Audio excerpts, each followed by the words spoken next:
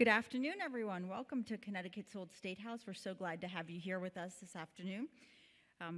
Lots of familiar faces in the audience, which is wonderful. My name is Rebecca Tabor-Conover. I'm head of public programs here at Connecticut's Old State House, and we're delighted to have you with us for today's program, Digging into History, the World War I Trench Project. It's great to have Christine Pittsley with us, and I will be introducing her in a second. I do want to encourage you to join us. We're very busy this fall here at Connecticut's Old State House. Do join us this Friday for the last of our concerts in our concert series. Friday's band will be the Band of Steady Habits. The band is led by our state historian, Walter Woodward, so you can enjoy music and learn a little history. I would also invite you to come on Sunday, where we are part of a program that is marking the anniversary of the Talcott Church here in Hartford. And on October the 23rd, do join us for a program with Dr. Kathy Hermes from the Central Connecticut State University, and she will be talking about her project at the ancient burying ground that was focused on bringing to light the stories of Native and African people whose stories have not really been known. I do want to just let you know that today's program is being recorded by the Connecticut Network, so if there's anything you don't want your mother to see you doing, this is your notice. All right, just joking. It's great to have all of you with us, but you can watch the program again on CTN, and if you have friends who wish they could have come, they can watch it as well. So today, it's wonderful to introduce our speaker, Christine Pittsley, who's an old friend of the Old State House. Christine, as many of you know, has been the project director for the Connecticut State Library's World War I program for the past 5 years. She has served as the chair for the Connecticut World War I Centennial Committee, as well as being Connecticut's liaison to the United States World War I Centennial Commission. Christine has worked for the State Library for over a decade, and she has led the archival and museum digitization and metadata programs. She was also the library's Connecticut Digital Archive Administrator before beginning the World War I program. And boy, she's achieved amazing things with the World War I program. It's just been wonderful. And Christine has been involved in a number of statewide digital initiatives and served on the boards of the Association for the Study of Connecticut History, the Cheshire Historical Society, and the Cheshire Historic District Commission. We're so glad to have Christine with us, and she'll be introducing the students who are with us today. So welcome, Christine.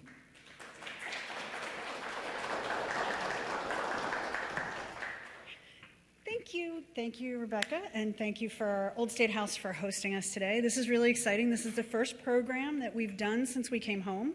We did a radio show over the summer, but this is the first time our students are going to get a chance to talk about their experiences. So a little bit about the program. It was called Digging into History, World War I Trench Restoration in Seicheprey, France. And that was Seicheprey. As of January of 1919. The town was pretty much decimated. So a little bit about how it began, because it was kind of a joke.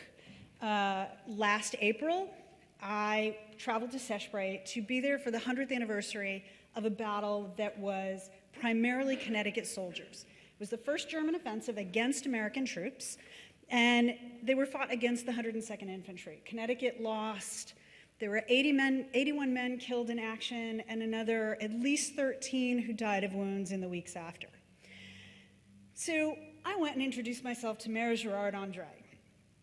And, he showed me around the town. We talked about the fountain that the people of Connecticut gave to the village in 1923. And over the course of the weekend celebrations, we talked a little bit more, because people back here were asking, what can we in Connecticut do for the community? Can we restore the fountain? And so I posed the question to Mayor Gerard, and he said, well, we don't really use the fountain anymore. What I'd really like to do is see the trenches restored. And I said, okay, let's do it. And he laughed at me, and I'm like, no, seriously, let's do it. And, I later found out he was actually only joking, but we did it. In the town just to the north, Saint-Passant, there were German trenches that had been restored by French and German students for the past 15 years. So we said, let's do it for the American trenches. So as I started this journey, I kind of said, what was I thinking? I look back at it now, and it was insane. It was absolutely insane project to do this, and I was looking to do it in just over a year. So this is actually a picture of Bois de Ramière, which is the other woods where we would really like to have dug, but it was wet, and it still is wet, and as you can see, there was not much left to the woods.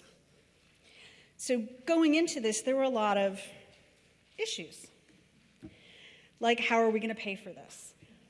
We had no funding. The state was not funding a dime of this. They were funding my time, and that was it. So I reached out to some friends on the national committee, like the United States World War I Centennial Commissioner Jack Monahan from the American Legion, and we were able to secure $3,000 in funding from the American Legion charities. And we secured another couple $1,000s from the American Legion State Department and several posts. And we had people all over the state, all over the country actually, donating money to the program. And there are several people in this room that donated. And what those donations did was help pay for the cost, subsidize the cost for a lot of the students. Many of our students were coming from disadvantaged backgrounds, so the 102nd Association gave out 3 scholarships. And the other funds that we raised went to paying for the transportation to and from the airport, for all of our activities in France, T-shirts, which were absolutely amazing that we were able to give as gifts to our French counterparts. And the students raised a lot of funds themselves. I am so immensely proud of everything our students did from the time they submitted their initial applications until still today. And I'm going to cry when they speak. So this is a great picture of one of the American Legion posts that hosted us. We had a series of meetings before we left. Our first meeting was just kind of a get to know you with the parents at the Knights of Columbus Museum. We met at the American Legion Hall in Wilkett so that we could learn about the history of the battle and the Legion. We met again at the New Haven Museum to learn about French culture and food. And our last meeting was a family day in which we brought together descendants of the men who fought at Seicheprey with our students and reenactors. And we made them eat slum, which is a really delicious kind of stone soup that they make in the rolling kitchen that our reenactors have. It was, I think, one of the best meetings that we had and made an impact on everyone that attended. So we managed to do that. Come on, why isn't it going forward?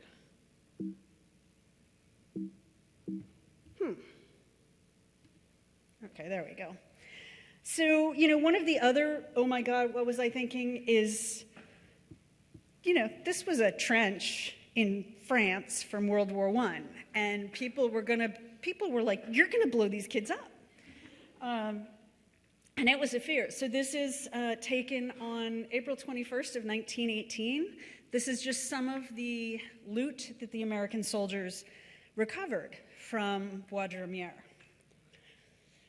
So the first morning work, we get into the trenches, and the démineurs team, which are the deminers, were there to give us our safety lessons.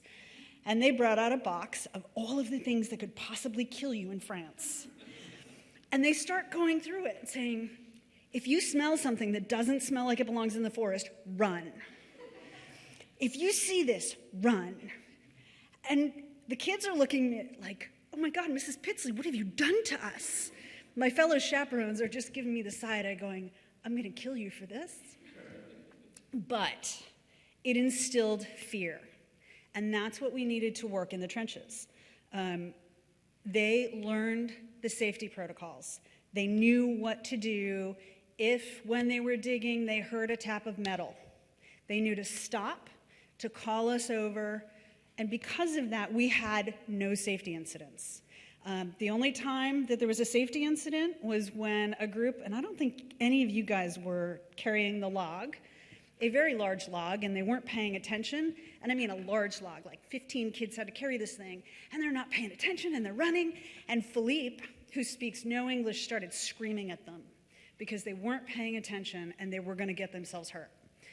So we were really lucky to have Philippe, who's been doing this for 15 years, along with 4 other French military historians, that, you know, safety of our kids and the French kids that we worked with was the primary, that was their primary goal. So as you can see, in the old picture, there's a pile of German grenades, potato mashers as they're called, and Sam got to play with the potato masher. That was safe, that the deminers brought along. So the first thing we started, before we even had that rusty red Remy, or Sjord, as he's called, our Dutch doughboy, made them go over the top. And I think it was one of the best ways to start this program. He put them in the trenches, and he said, now crouch down. When I blow the trench whistle 3 times, you guys are going to run over the top. And I heard later from, I think I heard from you and from Thomas and a few other people that their hearts were pounding as they went over. Even though they were perfectly safe, their hearts were pounding, and they had some semblance of what it was like for the men that they studied 100 years prior.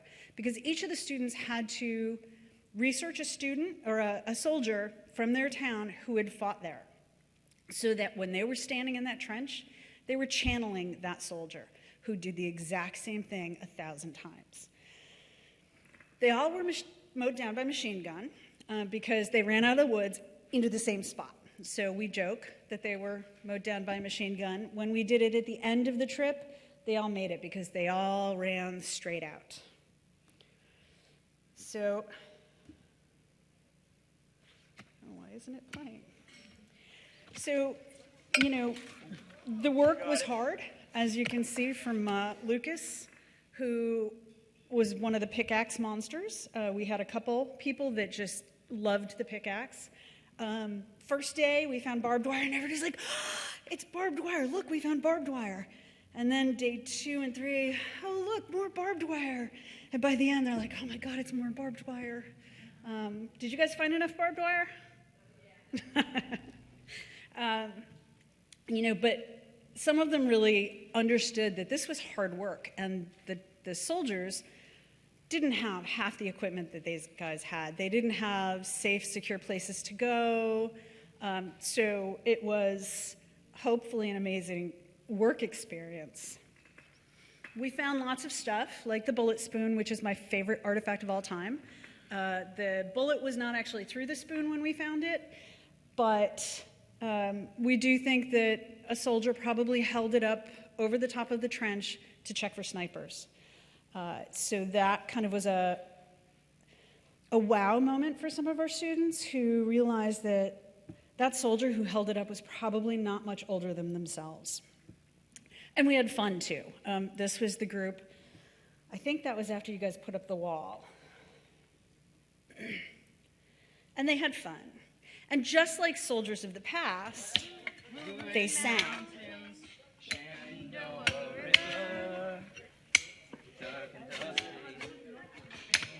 On the sky, misty taste of moonshine, drops in my eyes, country road, take me home to the place where I belong, West Virginia, oh mama, take me home, country road. So not only did we clean out the trenches and rebuild some wattle walls, we cleared out a shelter. So this was what the shelter looked like on day 1. And this would have been somewhere that soldiers kind of hung out a little bit safer than just the standard trench.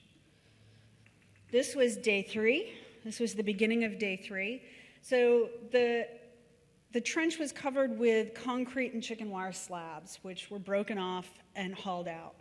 And literally, probably a couple tons of rocks were taken out of this shelter. And this was the shelter on day 7. The kids did all of the work on this. They were directed by our French military historians, but they assembled it. They did not do the chainsaw work. That was left to a professional. But everything else, they did. This is what they accomplished.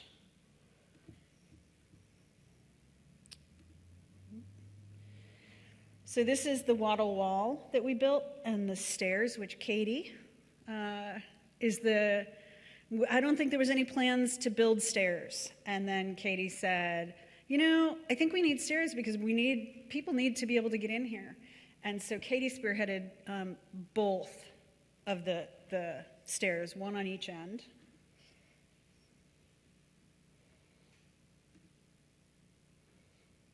Oh, and that's the other set of stairs. I think that was as it was being built.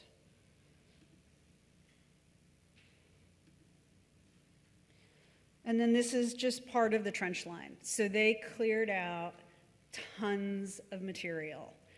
They cleared out the rocks, they cleared out the vines, they cleared out the caterpillars in some case. We created a new verb while we were there. It's called being caterpillared. There was an infestation of processionary oak caterpillars while we were there because of the heat. And these things, if their little hairs break off and you get too close to them, they get on your skin and cause an incredibly itchy rash. And I think just about every one of us got caterpillared. We had great cream that soothed it, but it was still not fun. So this is down in what we called caterpillar land. By the end of it, we had 31 students who had become family. We had issues in the beginning between the American students and the French students, and there were 2 different groups of French students. So you try bringing 31 teenagers together, and it's, for any teacher out there, I totally get what you deal with now. But they came home as my adopted children. I am incredibly proud of them. They were amazing ambassadors for our state and our nation. Our last day there, we had a celebration in the town, and pretty much the entire village of 124 people came out and took part in this. And they had to say goodbye to Philippe, who, as you can see, had a huge group hug and will forever, I think, be someone they remember. And anytime they hear the word Caillou. So we didn't do just work while we were there. This was a trip to the Citadel in Verdun. We spent Bastille Day there, so we were there in Verdun for Bastille Day. It was a really long day because the fireworks didn't start until after 11. But we got to see some of the other history of the war. We visited Nancy, we visited Metz, and then we spent the last 4 days in Paris, where they got to do things that many French students never got to do, never mind American students. This is our group in the hemicycle at the Assemblée Nationale. We were guests of Député Potier, who is basically this is kind of like the House of Representatives, and Député Potier is the representative for the Seicheprey area. And then we also got to visit the Palais Luxembourg, or Luxembourg Palace, which is the home of the Senate, where we visited with Senator Olivier Jocon. So that's pretty much all I have. This is my absolute favorite picture. This is all of our kids at the Seicheprey, Connecticut Memorial. And this is our last one. This we took in memory of Dr. Brian Jones, who was supposed to be with us. He was the state archaeologist and passed just before we left. So much of the work we did in memory of him. A group of the students cataloged all of the finds just because that's what Dr. Jones would have wanted us to do. And with that, I'm going to wrap up because I could just sit here and keep talking for hours and hours and hours. The Creuset dans l'Histoire is actually digging into history in French. We did t-shirts, and we included that because we wanted to make sure that this was not just an American project, it was a French and American project. So, and I also have to give a shout out to our co-chaperones, Kate Cristolini, who is a French teacher at Simsbury High School, and Eric Johnson, who is a history teacher in Bridgeport. I could not have done this without them. Or Thomas Mulholland, who was my intern, and he was absolutely amazing. This trip we couldn't have done without them, and we had all the right kids for this trip, and I am unbelievably proud. So I think now I'll introduce them. So I'd like to introduce 3 of the students that we have here today. So we've got Mr. Aaron Cohen, who is from Ridgefield High School. You can come up, Aaron. I think, are we having them come up and sit? Or just come up one at a time? Okay. So do you want to, I think we're going to, you don't want to go first? No. Okay. Who wants to go first? Okay, so we're going to invite Katy Hudson, who is a senior at Simsbury High School. Hi, I'm Katy Hudson. First, I just want to say thank you, Ms. Pittsley, for giving us all the opportunity to do this and for creating this program and helping us in Seicheprey. So I love history and France a whole lot, and so when my French teacher told us about this opportunity to go to Seicheprey and spend 3 weeks in France, I jumped right on it and I applied, and then by July 6th I was on a plane with a bunch of strangers going to France. And it felt really amazing to be there and to do all of this work. But one of my favorite parts was before even leaving the country, we were given an assignment that Ms. Pittsley touched upon, and we had to research a soldier from our town, because we're all spread out throughout Connecticut, and so we were told to research someone from our town who had fought in Seicheprey. And so I researched Joe Hall, who worked at Hall's Farm in Simsbury. He went to Simsbury High School, and then when he graduated, he worked at Travelers Insurance, and then enlisted in the Army and went off to Seicheprey and fought and died there. So while we were in France, I remembered him and was able to think about him and what he had done and how he was in a similar situation. Of course, we didn't do nearly what the soldiers did, but how he was there and he was seeing so much and in the same place that I was. And so that really was a touching project that we did prior to our depart. And I'm one of the 2 Americans who spoke French prior to going on the trip. So at the beginning, I was able to communicate a lot with the French kids. So a lot of the work that I did was with the French, mostly rebuilding that shelter and building the stairs. And so that was really fun. And one of my favorite memories was after we had dug out the entire main area, we needed to put the roof on. And so they put 1 log down just to kind of test how the roof would be. And all of the French kids and some Americans, we all took turns walking across like a balance beam. And the 2 French kids on the bottom would reach up and make sure no one would fall. But it was really nice how it was kind of just the teamwork with the French and the Americans, and that was a really fun moment in the trenches with just the collaboration. And I think it was really kind of profound how every single thing that we did, you needed to communicate with someone. And after 30 days, or we weren't there for 30 days, but 21 days. But after 3 weeks of being in the same small house and working environment with a bunch of teenagers, it was really frustrating.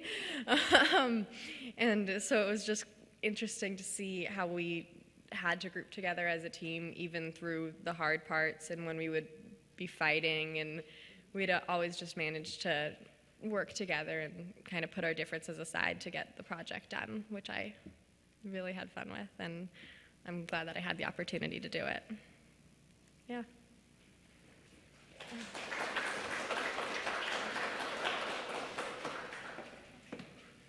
Okay, so next up is Emily Burgess from St. Joseph High School in Trumbull.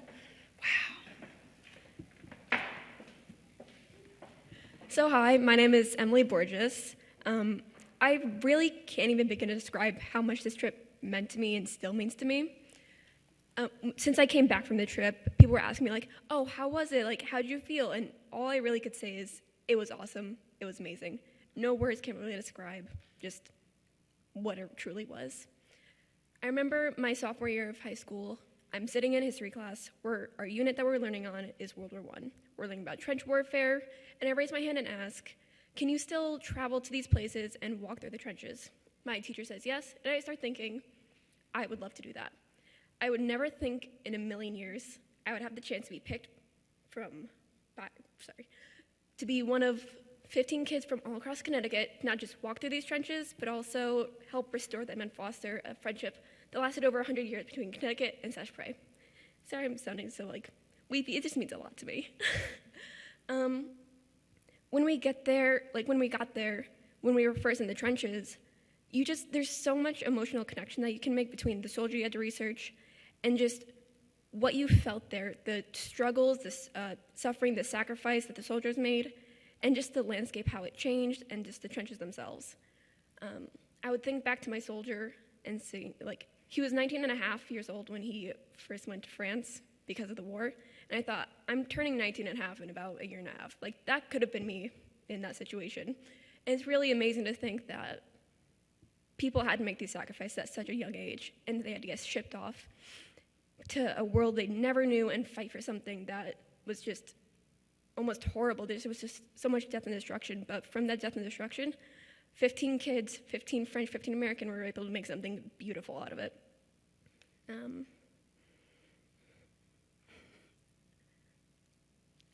Kind of having a memory blank right now.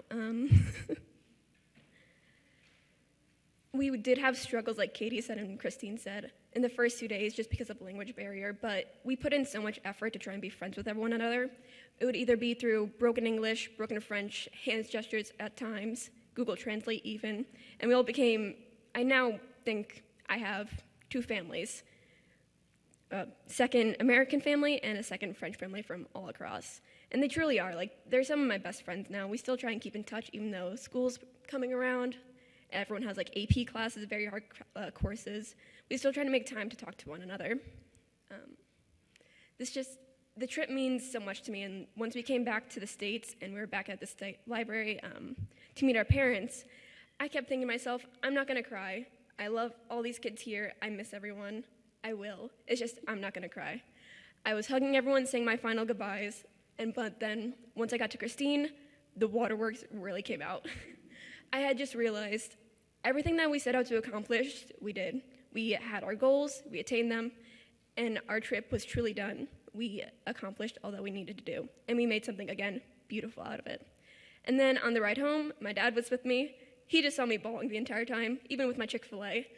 I'm just eating nuggets and crying because it was just so special to me, and I just realized, I'm so lucky to be able to be a part of something that only 14 other kids can say that they've done.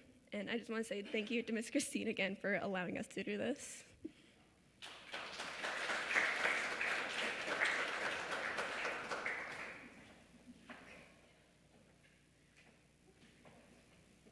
Okay, so now it's Aaron's turn. Again, Aaron, and I think Aaron's going into his junior year at Ridgefield High School.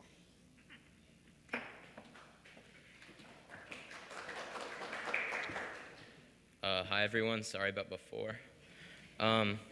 Okay, so I like history a lot, like everyone else here probably. So when my history teacher started talking about this program in class, I read up on it, it sounded great, so I applied on the throwaway chance that I would get picked and accepted, and I did. I was really happy,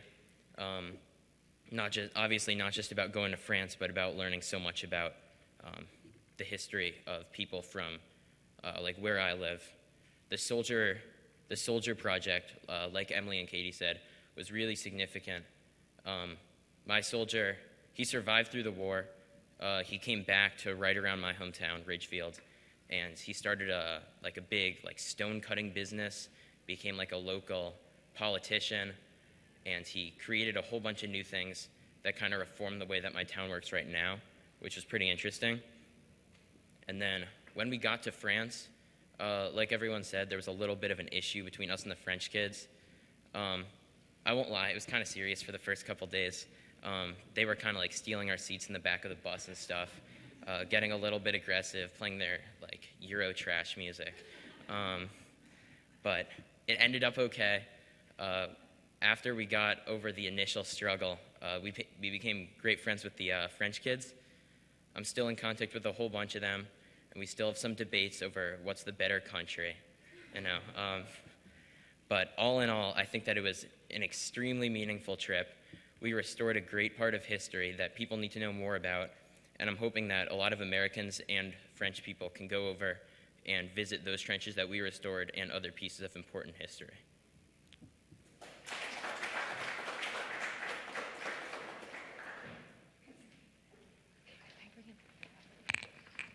We're going to call all of our speakers forward. And if you have questions for any of the speakers, this is your opportunity to ask. And all I'm going to ask of anyone with a question is that if you could just wait till someone with a microphone gets to you, because we need to get your audio onto the network. So does anyone have any questions for our speakers? Let's see. I don't know who has. Oh, hang on just 1 second. We'll get a microphone to you.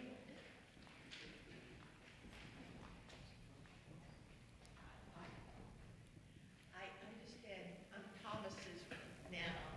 And I understand that you had made a meal for the French children. And was it macaroni and cheese and they loved it? Oh, yeah. So we had mainly salads, bread, and some cold meat that we would be served every meal except for breakfast. We got catering company. lunch and dinner. Yeah, Dinner, we had hot stuff. a few days. It wasn't our favorite meals, but we had a battle of the Americans and the French kids to see who can make a better full course meal. So we decided, let's make an American classic. Let's get some baked mac and cheese, a sundae bar, and a nice actual salad, because what they had really wasn't an American salad. What did the French kids bring out? It was The French kids had this dish that was, they described it as a pizza, but it wasn't a pizza. But it was cut into similar slices, kind of like pizza. So they were triangular slices with some sort of food on them. I think. And then there was Roasted onions and cheese. and then there was also a spread that was on it to hold the onions and cheese down. It was really good actually, but it was a nice. Those 2 nights were a nice break from every other meal. All I'm gonna say is, not a lot of people ate the pizza they made, but we made 3 industrial-sized bats of mac and cheese. All 3 were gone. People were chanting. They had never had mac and cheese. It was good. It was good mac and cheese. Oh, a question back. I was wondering, I know this is rather ambitious, but any plans for having an actual tour for people to go over and view all the places that you went to? Yes. So we're in the process right now of having Seicheprey included on the Western Front Way, which is a 600-mile walking tour of the Western Front that's being done by a British group. So that's kind of the first step. And there's a group of us talking about creating a 26 division tour so that we can actually take people through all of the places that the 26th and the 102nd were. I've had a lot of interest on that. And I would encourage, if you're interested in going over, Mare Girard is absolutely amazing. And what used to be the manor house in the town is now a beautiful bed and breakfast. So, the community loves to have people come and visit. They have never forgotten what Connecticut did. They weren't expecting me last year, but they were still commemorating and celebrating what Connecticut did. So as we move forward on that, we're going to maintain our CTN World War I website, And, you know, we'll put information up there as we get there, because that is something we really do want to do. CTM World War I? It's CTINWW1.org.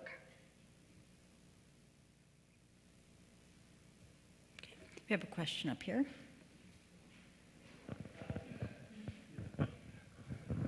Sounds like a great experience. I envy you your opportunity to go over.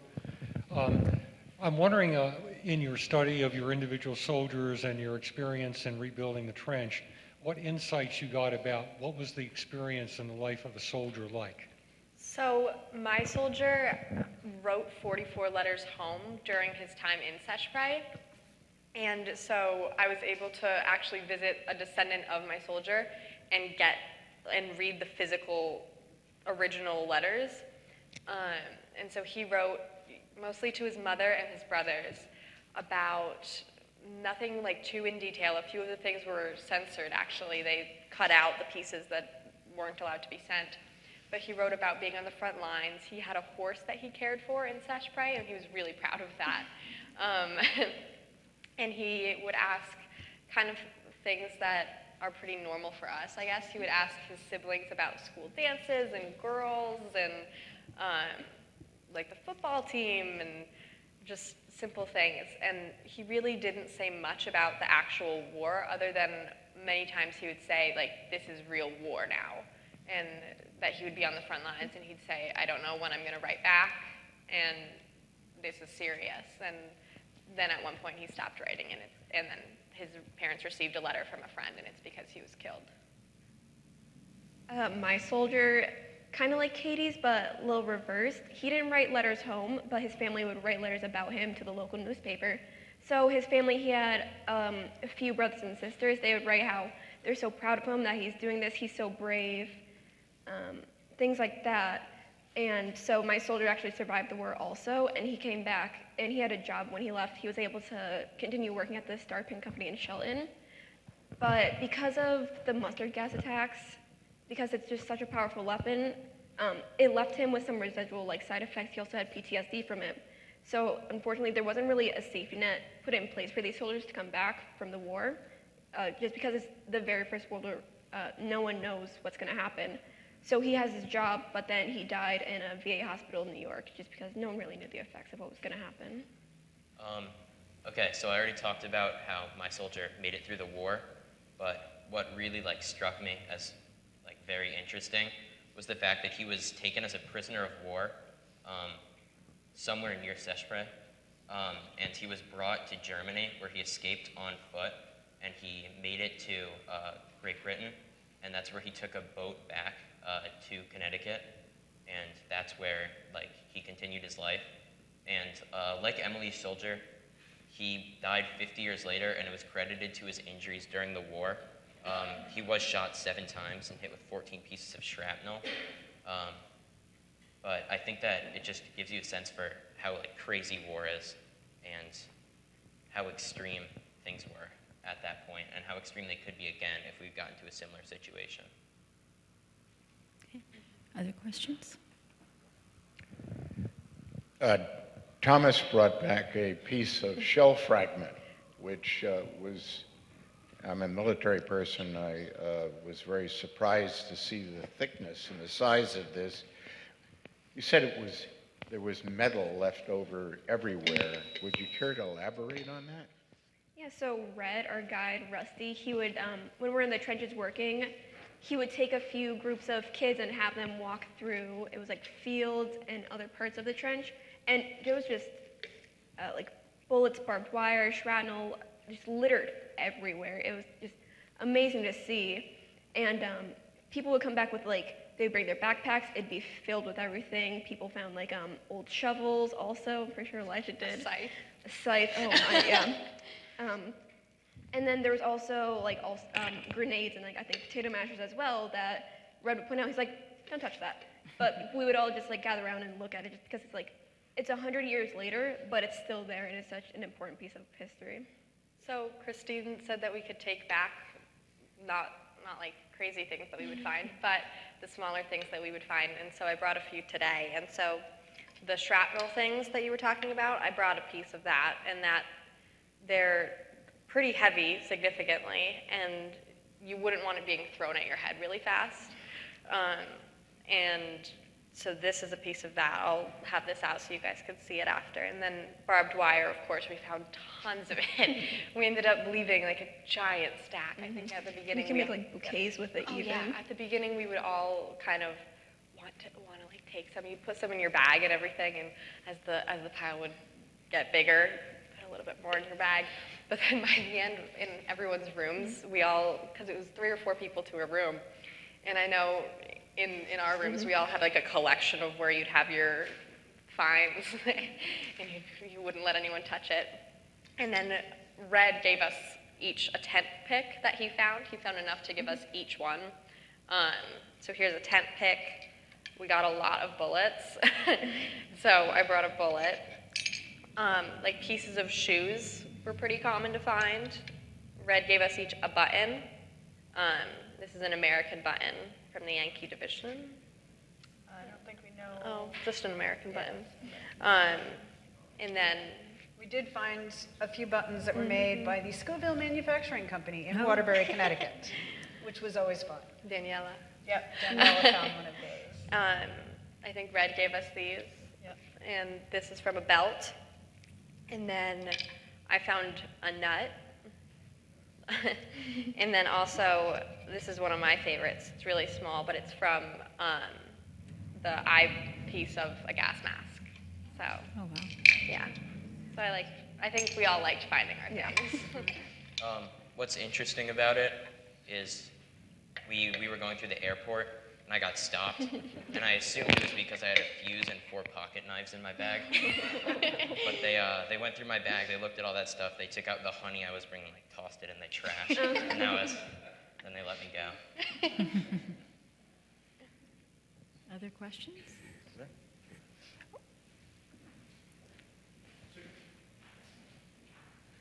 Just as a comment, when you do see the movies from World War I, there is barbed wire protecting all the trenches, and I assume that's where all the... So after the war, did they just fill in the trenches, and then you had to dig them out? Or what was the town's...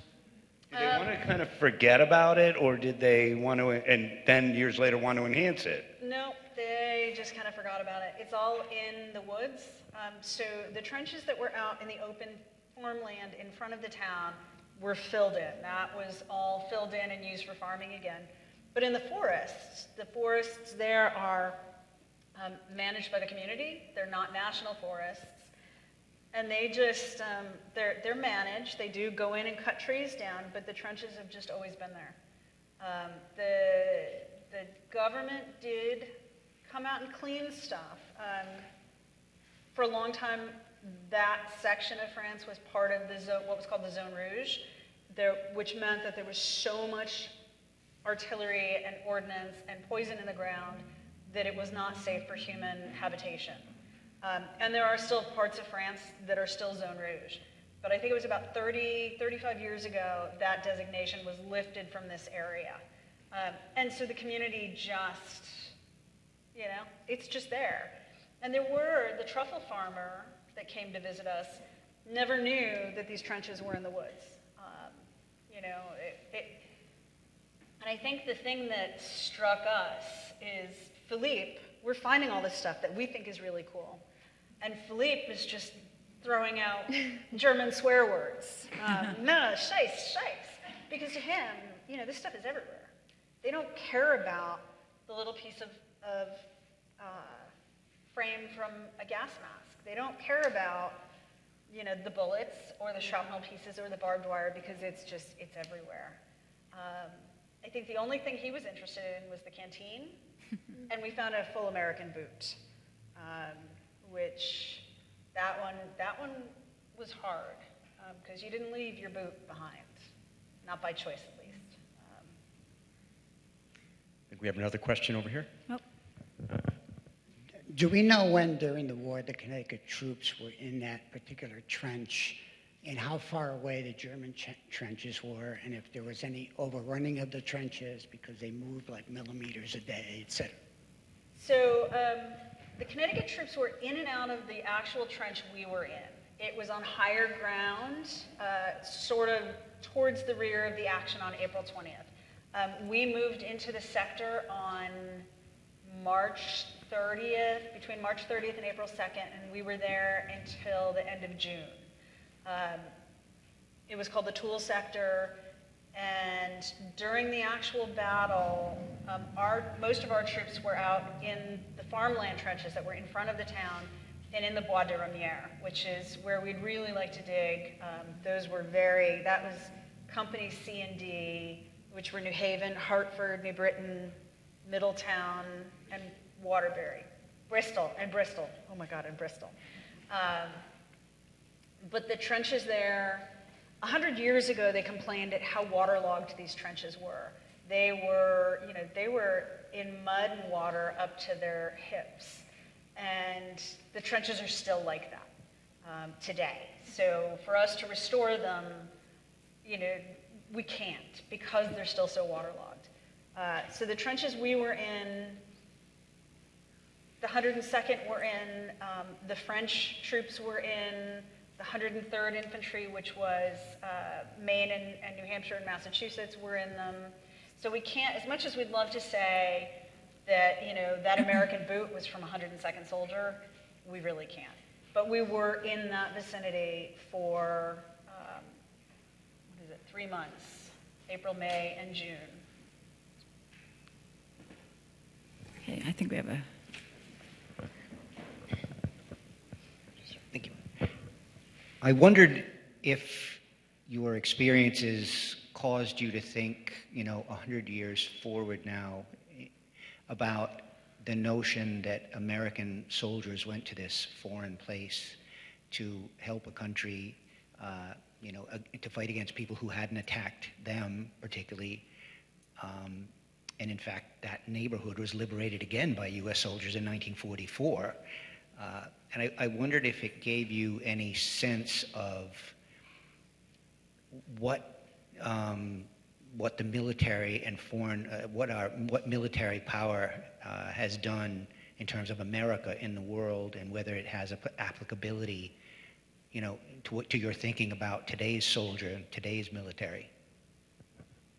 Well, for me at least, I've definitely gotten a deeper appreciation for American soldiers, knowing that what they have to do, what they have to fight for, and then also because again, First World War, just the amount of technological evolution that had to come in such a short amount of time to be able to defeat a foreign enemy is just really amazing to see how the course of history has changed because of that. I think I've thought a lot about it kind of the opposite way. I've thought a lot about the fact that we're standing everywhere that we would stand in the forest. You could see a trench, some sort of remnants of war, or the bomb, holes. And I've thought a lot about the one town that we visited on the first day, because it was a normal town, and there were pictures up about how it used to look, and we were walking on what was the roads, but it was just paths in the woods. And we got to go to the old school and stuff, which was just a hole in the ground where the toilet is. And so that kind of stuff makes me realize, I think a lot of people don't spend their time thinking about what's happening, in Iraq and all the countries that are at war right now. And I feel like we don't think about the impact that war has on just everyday people, even the children who would go to that school. And I don't know, that it's not just, I really appreciate our soldiers, but it's everyone is impacted, everyone who lives there and everyone around the war. So in terms of 100 years ago, we fought World War I, we fought World War II, and we didn't have the level of technology and the level of military funding that we have today. But what we did have is a big sense of American morale, and that's what allowed us to win those wars. And I think you're asking looking 100 years forward. If we're looking into the future, I think it's inevitable that we're going to have to fight another big conflict at some point. And if we're going to do that, then we're not going to win with just a lot of funding and better technology. The way that we're going to do that is to revive the American sense that we are this great country, and we can win these wars. Yeah, I think we just need to revive the American sense of morale, and that's how we're going to further our country. I didn't have a stock answer. I just think about, today, the applicability of American power today. Thank you. Well, I want to thank all of our audience members for great questions. And I think kind of maybe the ending question for Christine is that you've been all over the state over the last 4 or 5 years working on the World War I project. So what kind of is the next step with it? And how are you going to kind of move forward from this great experience? Well, this experience is not over. This summer, we will be bringing those 16 French students we worked with here to Connecticut, where we're hoping to work on the Washington-Rochambeau Trail. It turns out that one of the villages where Louise was from, that we visited, Cornay, the Earl de Cornay, was the money behind Lafayette and Rochambeau. So we have, at the State Library, we have 5 letters from Earl de Cornay to officials here in the state, and we do believe he visited here. So, it's a nice tie-in to the region that we're going to. So we'll have them here, and then we hope to do this again the following year and have it a program that goes back and forth. We're also working on a project. Prior to being in the tool sector, these soldiers were living in caves up in the Chemin des Dames region, and we are working on a grant right now to do 3D scanning of those caves and to create an extended reality experience that can be used by teachers and libraries and museums and elder care facilities, and just as a way for Americans to understand a little bit more about what it was like for a soldier, because not everybody's going to have the experience that these guys had. Great. So, I have one last video that I just want to play as we go out. You guys can. Well, thank you so much to our speakers. Let's give them a round of applause.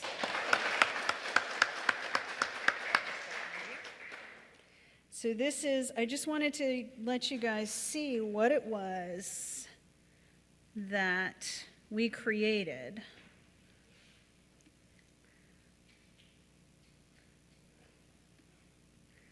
Let's see if I can figure out how to make this full screen. So this is a picture of Bois de Jury, the edge of the woods where we were 100 years ago. And that's the shelter that we rebuilt was a series of 4 shelters, and that is exactly one of the shelters.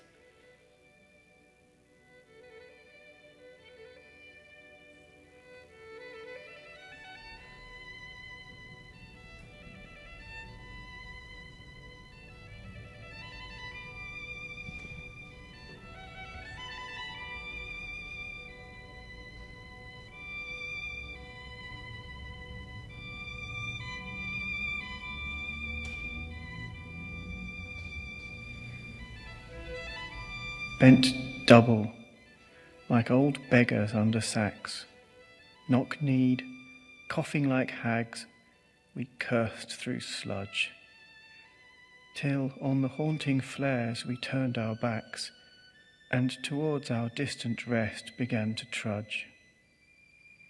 Men marched asleep. Many had lost their boots, but limped on, bloodshod. All went lame, all blind, drunk with fatigue, deaf even to the hoots of gas shells dropping softly behind.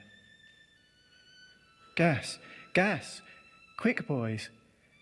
An ecstasy of fumbling, fitting the clumsy helmets just in time, but someone still was yelling out and stumbling and floundering like the man in fire or lime. Dim through the misty panes and thick green light, as under a green sea, I saw him drowning. In all my dreams before my helpless sight, he plunges at me, guttering, choking, drowning.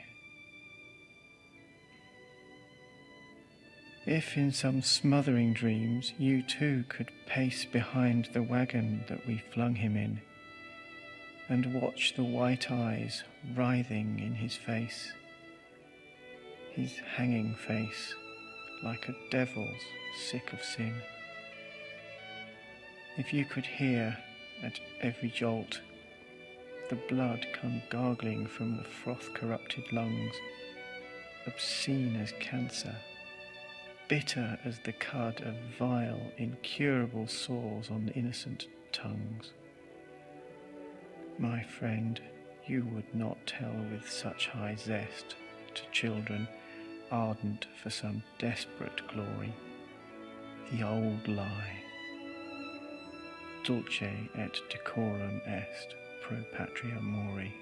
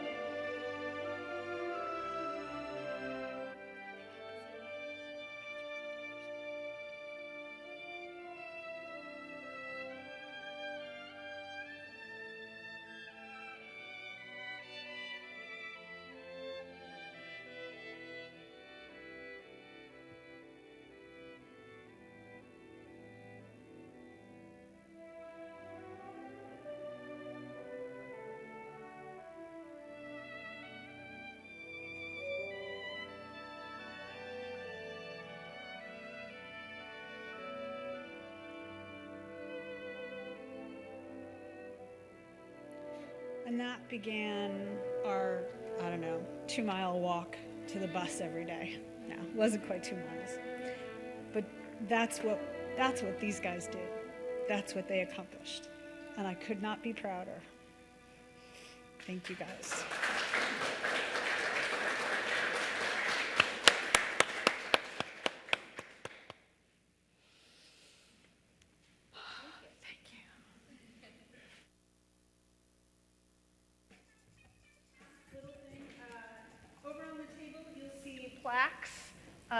An example of a plaque that were here in the city of Hartford. They were lining trees at Colt Park. They were found many, many years ago in the dirt floor basement of a park. And there's a group here in Hartford that has really been trying to restore the 219 plaques that originally were here. And Greg was nice enough to bring an example for one of the plaques, one of the Hartford soldiers who died during the war. So thank you. Sorry. Thank you all for joining us. We hope to see you back here on October the 23rd. Thank you to our wonderful speakers. We've enjoyed hearing more about this fantastic program, and enjoy the rest of your afternoon, everyone. Thank you. Thank you. You're welcome. It was great to have you guys.